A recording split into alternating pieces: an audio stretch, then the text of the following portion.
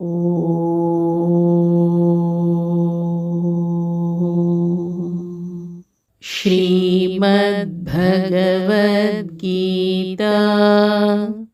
ದ್ವಿತೀಯೋಧ್ಯಾಯಃ ಎರಡನೆಯ ಅಧ್ಯಾಯ ಸಾಂಖ್ಯಯೋಗಃ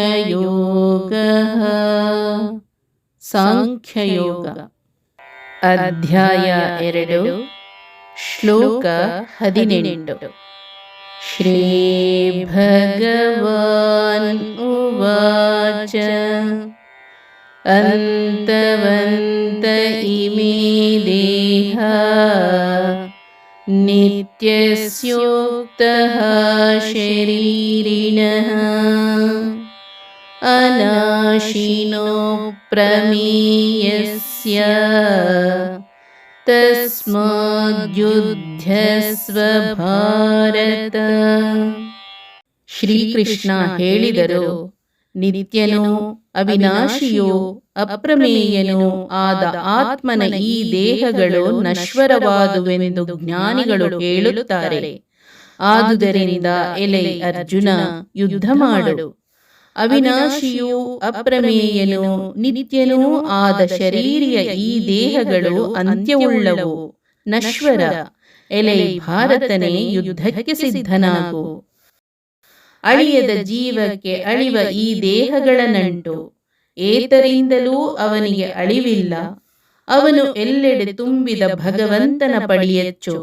ಓ ಭಾರತ, ಆದ್ದರಿಂದ ಅಳಿವಿರದ ಅಳಿವಿಗೆಟುಕದ ಭಗವಂತನ ಪೂಜೆಯೆಂದು ಹೋರಾಡು. ಭೌತಿಕ ಶರೀರ ಅಂತವಂತ, ಅಂದರೆ ನಾಶವಾಗುವಂಥದ್ದು. ಕೇವಲ ಕಣ್ಣಿಗೆ ಕಾಣುವ ಸ್ಥೂಲ ಶರೀರ ಮಾತ್ರ ನಾಶವಾಗುವುದೇ ಹೊರತು ಆತ್ಮವಲ್ಲ.